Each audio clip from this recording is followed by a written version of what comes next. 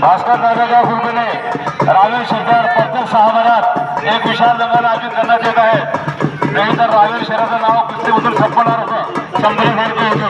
Corona काळापासून रावेर शहरात कुस्त्या बंद होत्या, परंतु भास्कर दादांच्या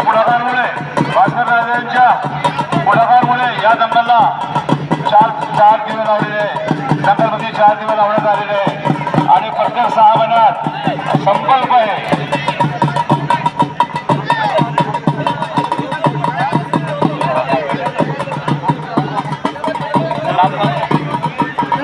जिंदगी की राहों में रंग जो गम के मेले हैं, अमीर शाह के फिर हम अकेले हैं. रावेर अंबिरा व्यायामशाळा रावेर येथील मल्लानं योगेश या मल्लानं फार चांगली कुस्ती जिंकलेला आहे.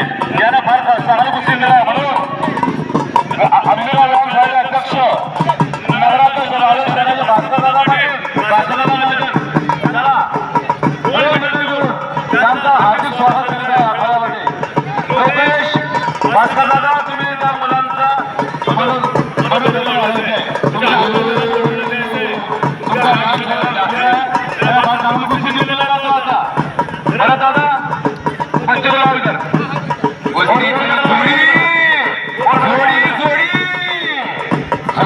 कधी उमरून येथे आली.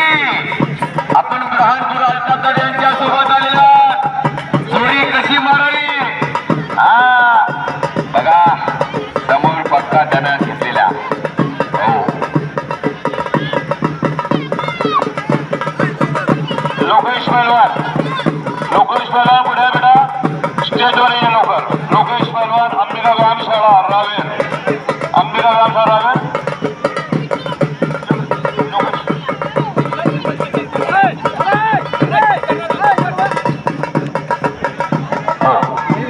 ऐसा नहीं देते. आलता दादा थोड़ा निकाल लो वीडियो अपना प्रमुख पाहुणे का.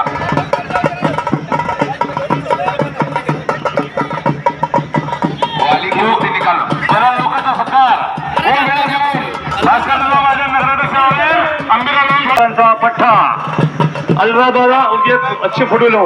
जमील भाई भुसार वाले त्यांनी आखाडा द्या.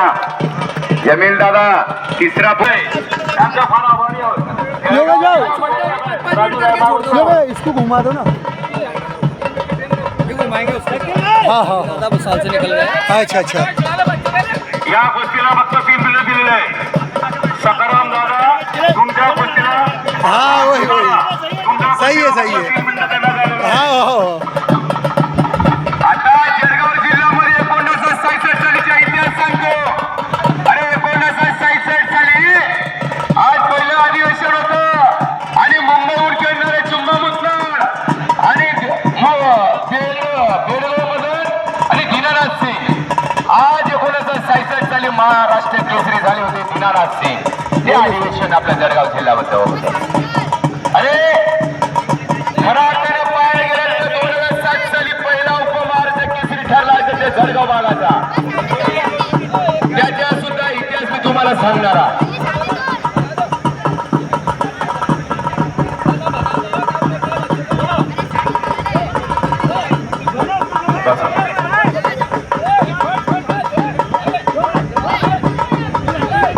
थोड्या टायमाने मी जळगावचा सुद्धा इतिहास सांगणार आहे.